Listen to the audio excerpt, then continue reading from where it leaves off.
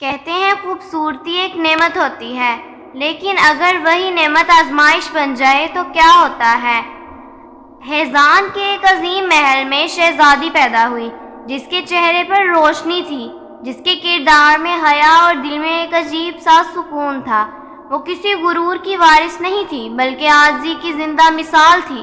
لیکن اسی محل میں ایک اور چہرہ بھی تھا، ملکہ کا، جو کبھی خود حسن کی علامت سمجھی جاتی تھی، لیکن اب شہزادی کی موجودگی نے اس کی رونق چھین لی تھی۔ ملکہ کے دل میں جلن کا بیج بو دیا تھا۔ وہ ہر روز آئینہ دیکھتی اور ہر بار خود سے ہار جاتی۔ شہزادی مسکرا کر ملکہ کو سلام کرتی اور ملکہ اس کی مسکراہٹ کے پیچھے دشمنی چھپا لیتی۔ پھر آزمائشوں کا آغاز ہوا۔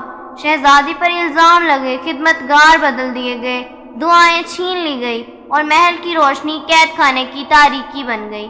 لیکن شہزادی خاموش رہی، یہ شکایت نہ فریاد، بس ہر رات سجدے میں گر کر رب سے کہتی، اے میرے اللہ، تو جانتا ہے میں سچ پر ہوں۔ اور ایک دن وہی رب جو دلوں کا حال جانتا ہے، شہزادی کو سرخرو کر گیا۔ ملکہ کی سازشیں خود اس پر پلٹ گئی۔